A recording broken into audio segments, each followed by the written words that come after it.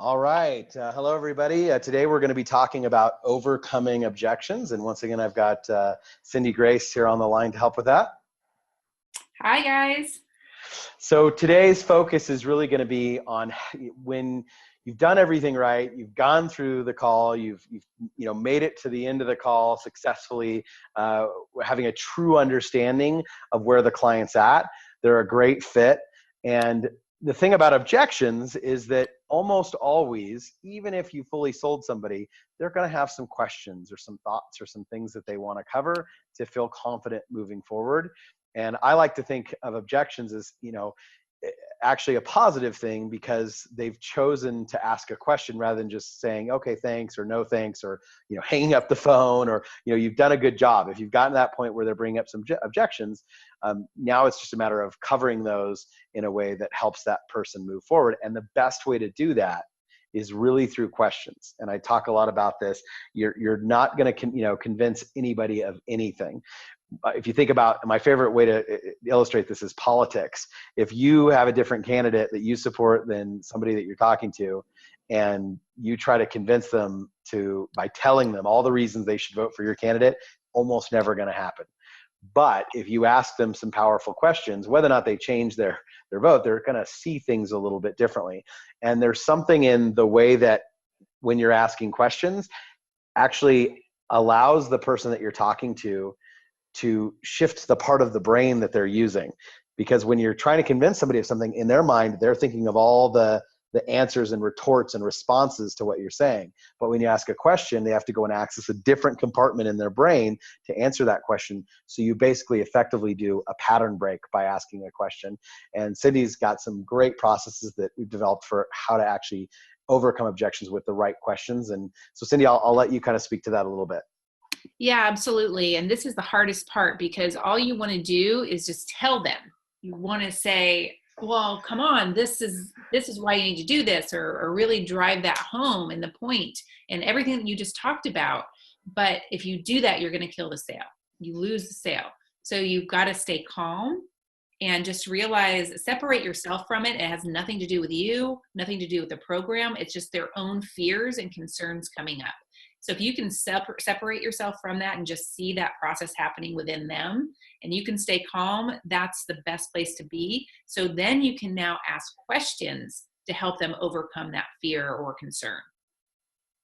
Absolutely. Yeah.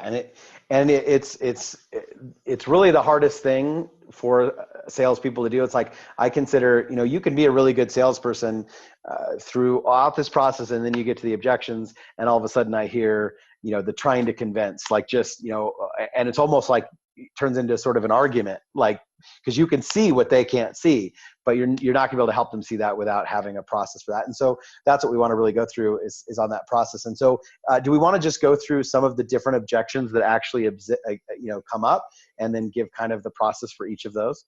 Yeah, I think that sounds great. And because every offer is different, we're going to give a doc that you have objections and you can just plug in what your offer is. So we've been talking a lot about this weight loss offer. So I'm just going to do it on weight loss just for synchronicity purposes. And also to remember, the reason that we ask questions also is because the brain is compelled to answer a question. Like it has to answer a question. It's programmed. That's the word I'm looking for. It's programmed to answer a question. So when you ask it, it makes them stop and think, and then they process that. And then they realize that it's just a ridiculous concern versus truth, because fear puts all this stuff up that doesn't make sense. It's just a defense mechanism, and all they feel is fear, and none of it's logical. So when they start answering questions, now they're able to work through that and process it and go, oh yeah, and they can see it from a different angle. So that's the other reason we ask questions. Yeah. Awesome. Well, so, I mean, the biggest objections that seem to come up again and again, you've got the spouse, partner, money, time, they want to think about it, they want to talk to other people that have been through the program. They're not sure they trust whether or not this will work for them. They don't make quick decisions. They're looking for a guarantee. So there's a lot of different reasons. I don't know if I've missed any, but those seem like the major ones. Yeah, absolutely. And the top three are usually the money, the spouse, or the trust. or not. They need to think about it, which is really some other concern that we have to find out what it is. So money, spouse, think about it. And we'll go through all of these so you can hear what they sound like. And then when you've got your printout, you can change it to your offer and be able to just nail these. Because the idea behind this also is having them be able to roll off your tongue.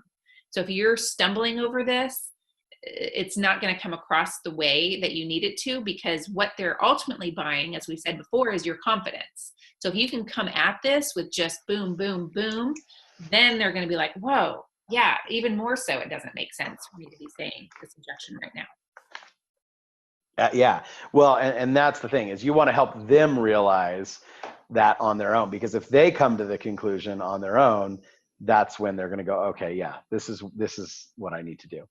Exactly. Yeah. So we can just run through them and then talk about it, whatever comes up with that, Peter, if that sounds good to you.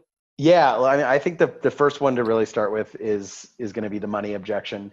That will come up, and the key thing to remember throughout this process, you've got to help them recognize that the cost of not doing this, whatever the program or offer is, that the cost of not doing it is actually more than the cost of the program. And throughout the call, you should have been setting the stage for that. So now you're getting to the end, and they're coming up with, gosh, that's a lot of money, or gosh, why so much, or something along those lines. And so you really want to, the first thing you want to do is really isolate that objection and make sure that really is the objection. And so there's some questions that we go through in order to do that. And Cindy, I'll let you kind of go through those.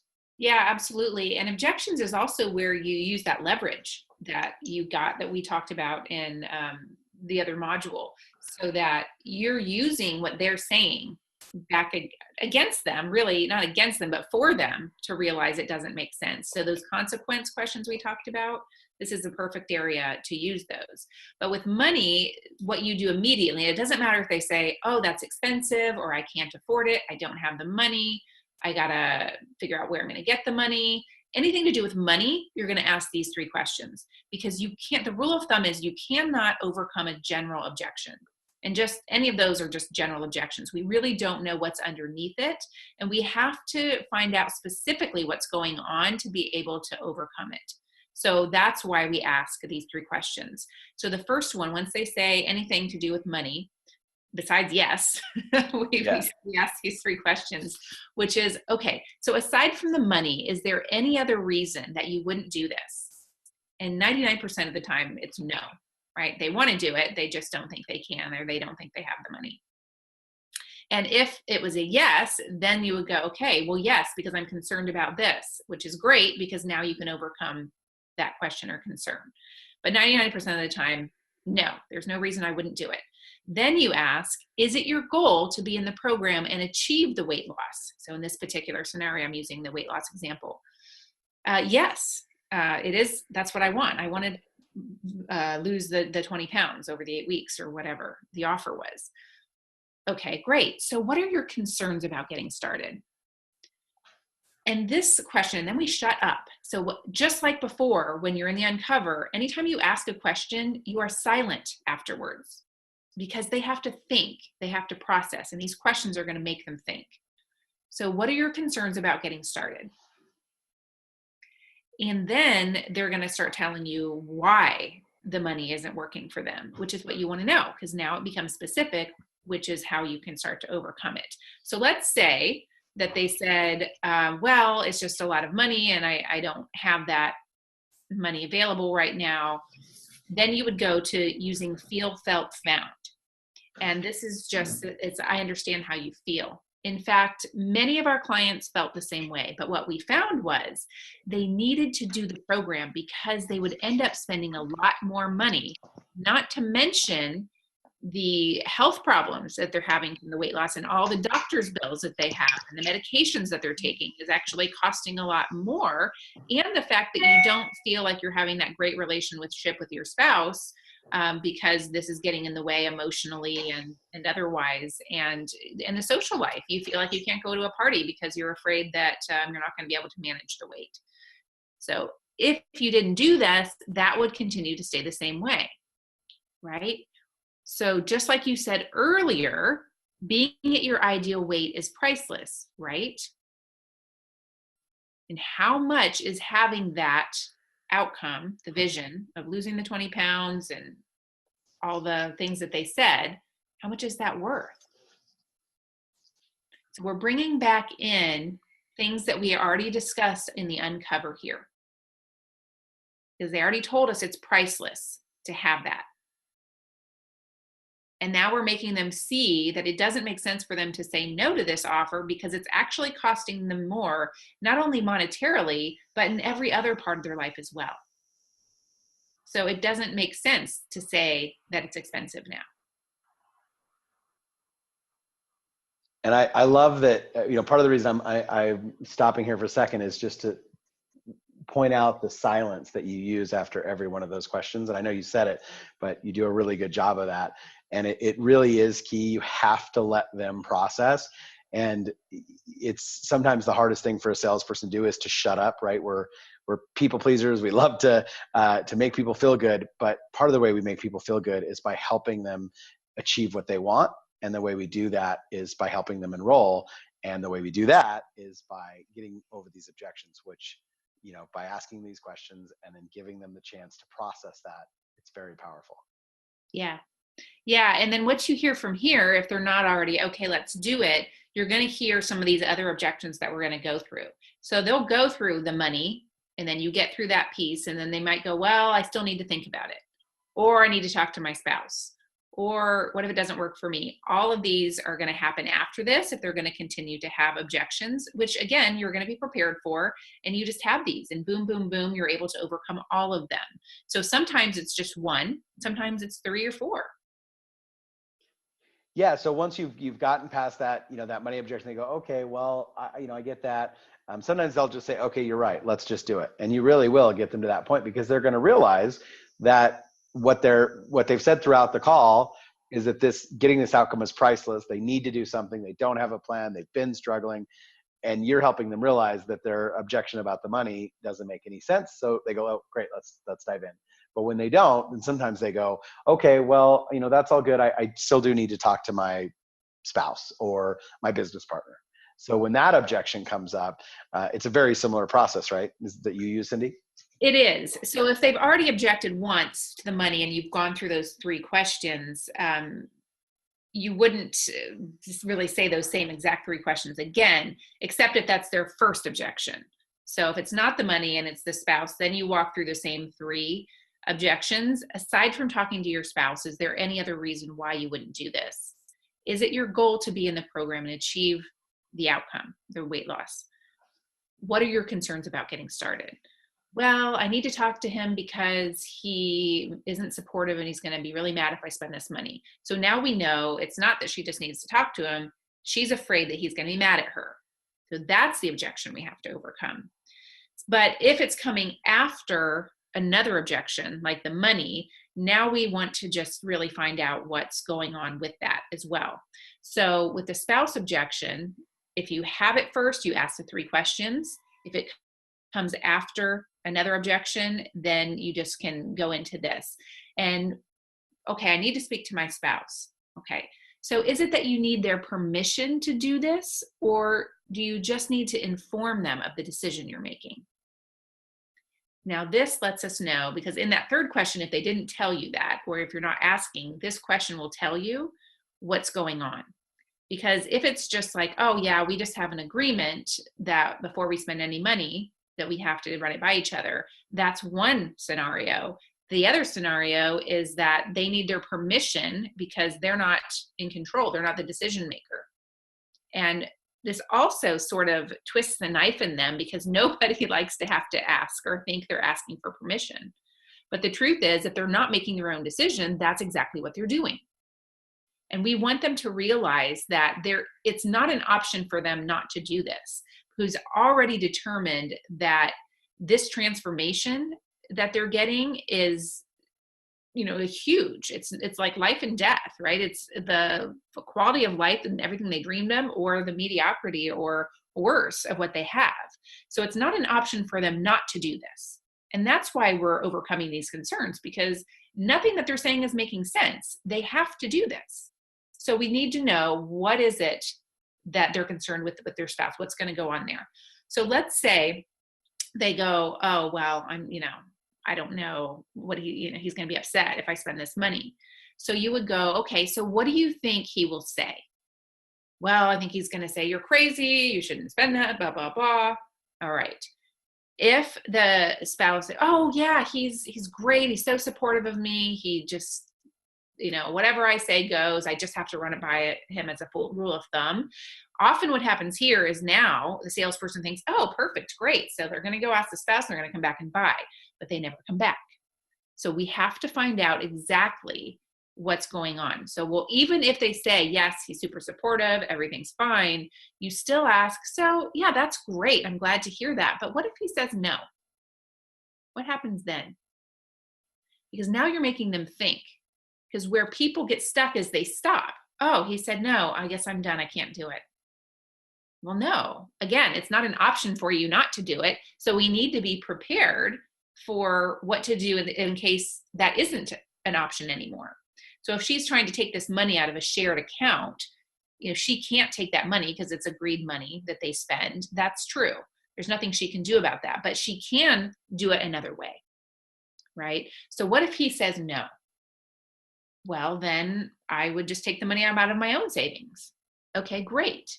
And then we want to know specifically how she's going to do that. And then we would go for the trial deposit, which is what we'll talk about here in a minute. But we want to make sure that she knows what she's going to do if the spouse says no, even if she thinks he's going to say yes. Okay. So if he says no, and she's like, well, if he says no, he says no, right? I guess that's it. We want to say, well, how does that change things for you? Is it an option for you not to do this? Because now they're thinking, oh, wait, well, I guess that doesn't make sense. I just said it's life and death, and now I'm deciding I'm not going to do it, and I'm going to have the death because my husband said no. That's crazy. So what happens if you don't make this change? Then you bring them back to that leverage of what's going to happen if they don't fix this. So then they realize, yeah, I can't not do this. And my husband maybe doesn't get it, but for myself, I need to make this work. So even if he says no, I'm going to take it out of my 401k, or I'm going to ask my mother for the money, or whatever. It doesn't matter as long as they've got a plan. And that's huge is really helping them to realize you're really helping empower them to realize that, hey, I may not have the resources in this moment, but I can be resourceful. Yeah. Yeah. And that's what these 3 questions also do, Peter, is it takes that wall of defense down, because they're saying they want to be in the program. They want the outcome. So that allows you to come over to the other side of the table and really figure this out with them. So you're not defending and you're not in opposition to them, but you're on their side, just looking at this problem with them going, how can we make this work for you? You're supporting them.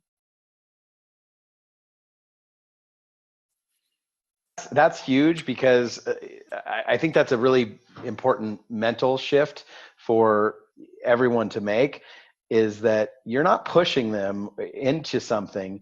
You really are helping empower them. You're actually coming, like you said, coming to their side of the table and working with them to solve a problem that they've outlined is really important and vital for them to solve.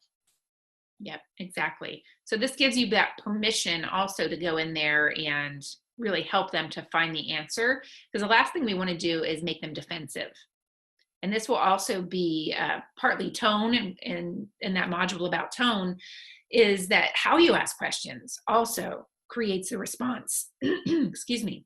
So you want to be not, well, why aren't you going to do this? You said you were, and really getting on that, because that's just going to put their wall of defense up. Instead, we want to come from a place of figuring it out, kind of like being a detective. How can we make this work? Right? So that's the tone and the mental space that you want to be coming from. So even with all of this, and again, we would then go for the deposit, and that's something we're going to talk about here once we go through the other ones, because you're going to go for the deposit after any time where they feel like they just need to get off the phone and they can't make the decision right there for something. So we'll talk about that in a minute. But first, we should go to the third most popular one, which is I need to think about it. Yeah. And the I need to think about it is I mean, I always take that when I hear the I need to think about it. Okay, we've missed something here during the call. I mean, do you agree with that? Totally, yes. Because what is it that they're thinking about? We pretty much covered everything. And even though we felt we were very thorough, is there something we missed? And usually it's just an excuse, because a lot of people don't like to make a decision because they're afraid. It's a natural response. It's like, oh, I'm making a change. I'm not sure. I need to step back and think about it. But that doesn't help them step into the change. So we have to help them to realize that, well, thinking about it is great, but that's not going to do anything for you. So we help them to realize that by, again, asking questions. So when they say, I need to think about it, and they could say this from the beginning, or they could say this after other objections, you go, I hear you. And this is important too, is you never agree with them, but you let them know they're heard, right? So if you say, I understand, that's automatically, oh yeah, they get it. They know I need to think about it. And now they're feeling they're free to go. We don't want that to be the case. I hear you. And it sounds like you still have some questions. I'm here with you right now to answer those. So what's keeping you from being 100% confident this is the right decision for you?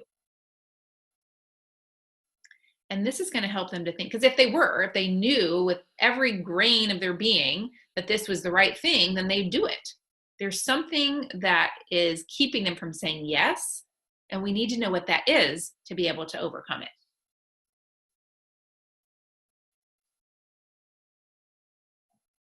And I want to let that sit too, because the only way to really overcome that objection is to do that right. Yeah. Yeah. So it's got to be just that letting them sit in it is key. And as much as you want to jump in there, you just got to keep quiet and let them sit in that, because there's something, well, I'm just not sure. And usually what happens is, well, I'm just not sure it's going to work for me. Right? What if it doesn't work for me? Is a probable response to that question.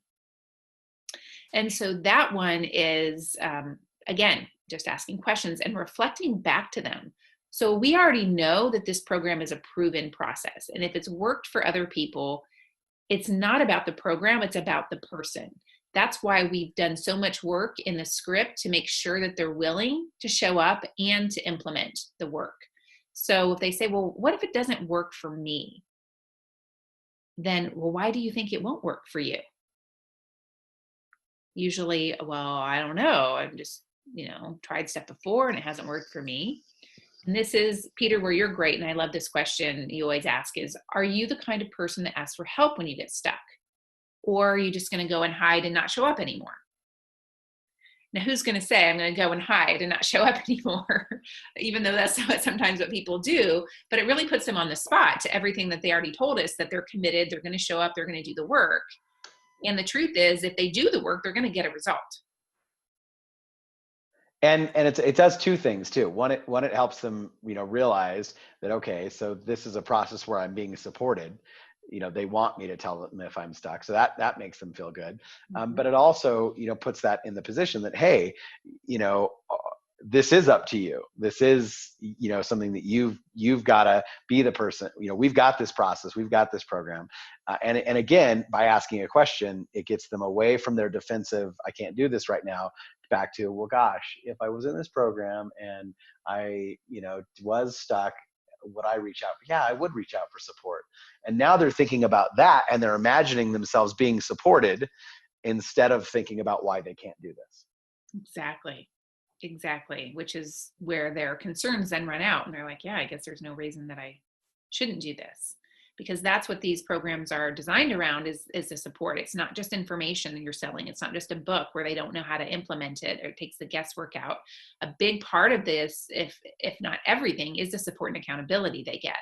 So it's huge to know that they're supported and that there's other people like them also in the program that are being supported at the same time. So it's the group and the individual dynamic that are key to this. And that's why a lot of these programs are designed that way.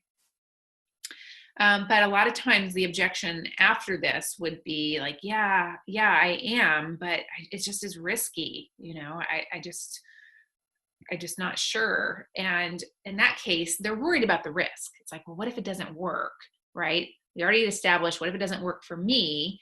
But what if it really doesn't? And they're still kind of hanging on that piece, because people have tried stuff before and failed for various reasons. But we know if they stick to the program, they're going to get the result. So again, we're just here as a sounding board. I hear you. So let's take a look at that. Let's take a look at the risk. So if you stay where you are, you're 100% guaranteed to keep getting the same thing, what you have, right? We already determined that that's what you don't want. If you do the program, you lose the weight and change the programming that is keeping you where you are. So with an exact what to do and how to do it, and me to support you every step of the way, or whoever's running the program, how will you not be able to lose the weight?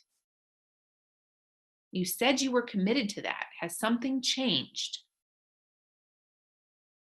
So same thing, we're taking the focus off the risk and putting it back on them to be able to actually step into this as a commitment.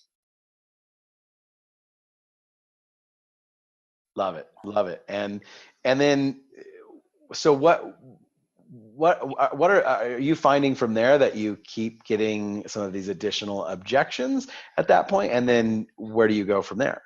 I mean, usually not. I mean, you would not usually go through 7 or 8 objections, but we have them all and they could follow one another up.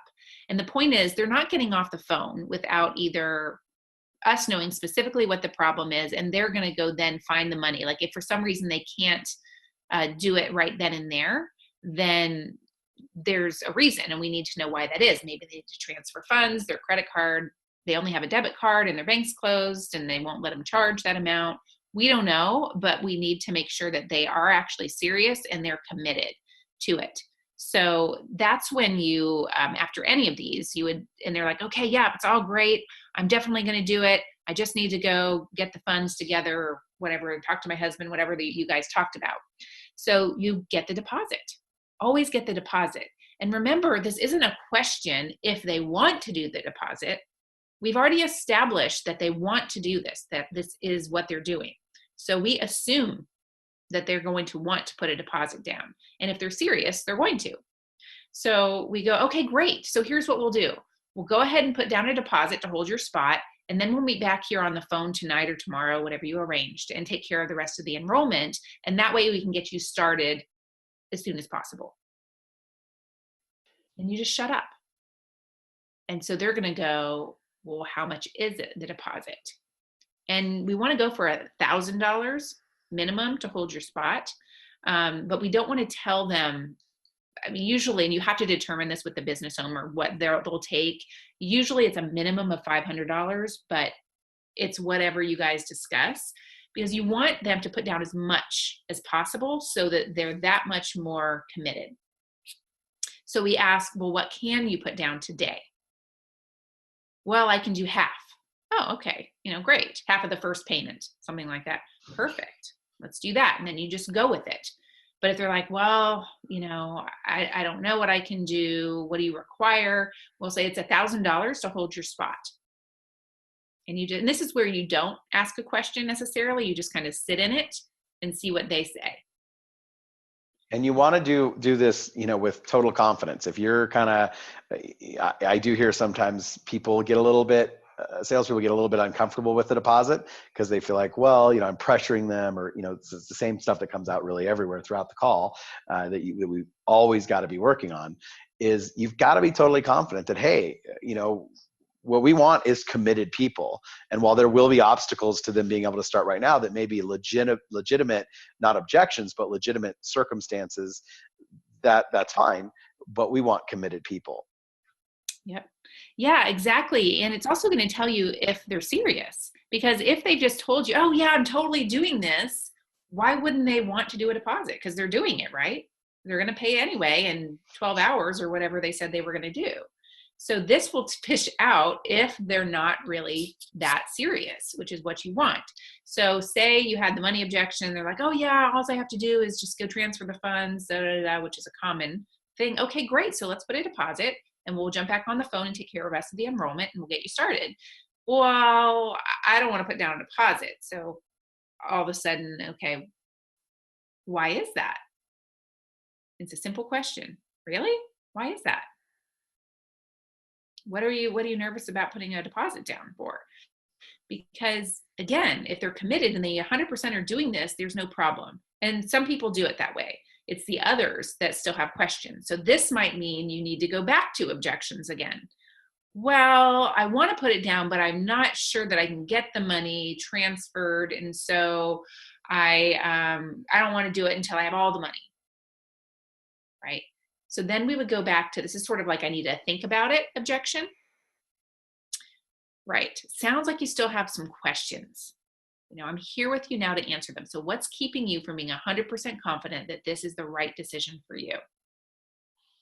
Because this is still kind of a money objection, or I need to think about it objection. So we need to go back and find out, is there a concern in there that we haven't addressed? And it's most likely one of these, what if it doesn't work for me type of things. And you just use these same things over and over and over. And it just kind of goes back and forth and throughout all of them. And it could go any which way, but you've got them all here to cover them. And when you get to that place and then they go, no, it's just, I just want to make sure I've got the money before I do this. And they just keep coming back to that. Yeah. Well, and here's the thing. It's like, do you know if you have the money or not in your account, Peter? I mean, you know what money you have you have credit cards. You know if you have credit cards, you know if you have money in your savings. So it's not where they say that, right, I don't know if I have the money. Come on. I mean, who doesn't know? Yeah. If you know if you have $200 in your account, you know if you have 200,000 in your account, the general amount, if it's there or not. So if they're just saying, well, I don't know, I need to check and see. Well, come on, that's not, you have to go. It's a smoke screen. It's a smoke screen. And that's what I want you guys to realize, is that if you hear that, again, and you just got to use your common sense here. Now, so at that point, I mean, that's kind of what I do with them, is I go and I say, well, I'm just trying to understand. So you don't know if you have the money? Mm-hmm. And just, again, question, right? Yeah. Perfect. Yep. Yeah. And I mean, I think one of the things that's helpful too is, at what point do you finally make the decision to stop? Yeah, that's a good point. It's really sort of just intuitive, right? I mean, if you've got another call also coming on the back of it, and you can feel if this person is going to close or not, if it's really that they want to do this and they're just hanging in there, or they're just afraid to tell you no. Because a lot of people will go through all of this and all they would have had to say was no, but people are deathly afraid of saying no. So they'll tell you every other excuse under the sun, then just say no. But you can tell if a person is really serious and they're really committed and they're just afraid, or because they're really engaging with you, they're really looking for it, they're trying to make it work, or they're just sort of giving you these half-assed excuses. So it's just sort of an intuitive thing at that point. Yeah, and I think that's really key. Is a lot of salespeople will ask me that, well, how do I know? And that is kind of the response, is it is intuition, but it kind of is a muscle you build over time. Mm-hmm. And so what I encourage people to do, and I encourage everybody to do on this call, if you're finding that, start assign, like on a scale of 1 to 5, what do I think? 1, they're going to come back, they're not going to come back at all. 5, they're going to absolutely be back 100%. And kind of gauge it and start to find out what your gut is telling you. And over time, you'll start to really develop and build that muscle by paying attention to which ones do and which ones don't, and what your intuition was saying. And if you start to, and I think this is so important throughout these calls, the number one thing that you've got to do to be successful here is trust yourself. Trust yourself that you have the right questions to ask them. Trust yourself that, it is okay to trust that intuition in a way that you go, okay, I think they're going to come back, or they're not. Truth is, most of the time, if they don't put down a deposit or something, they're not coming back. But every once in a while, you'll get to the end of the call and you'll be like, I just know that one, and their story was, valid, and they stuck with me through it. And then boom, the next day they're, hey, I'm ready to get started. But other times they won't. So again, start to ask yourself and your intuition what you think, and then monitor, how that works.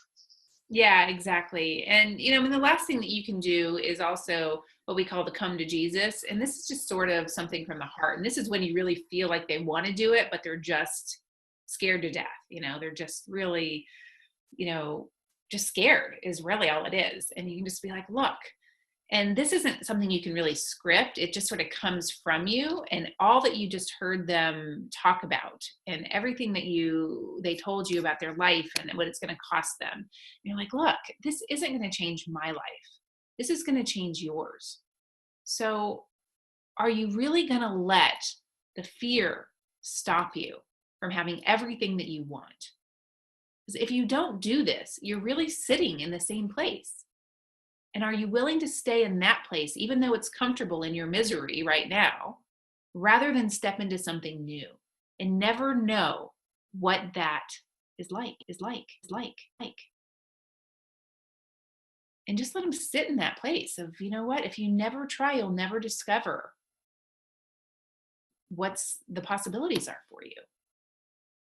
So, you can have that moment with them, and then they're like, yeah, you're right. Or they're still going to hang out, whatever it might be.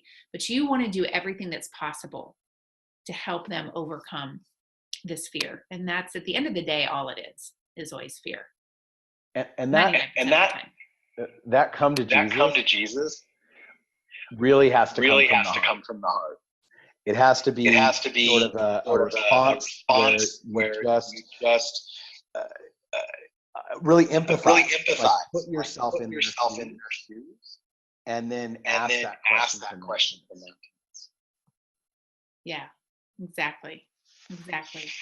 Yeah, and this is something too that, depending on what script you're working with, that can come up sometimes, and they're like, well, what about a guarantee? So people think they want guarantees. Well, my response to that is always, we're going to give you 150% of everything you need to lose that weight, or whatever the outcome is that they're getting. But what we can't guarantee is that you're going to show up and do the work. So are you? So you turn it back around on them. And now it's like, well, yeah, I'm going to do the work. Okay, then. So this is more kind of in the lines with that, will it work for me objection, right? It's like, look, you're the variable here. Are you going to show up? And you just let them sit in that.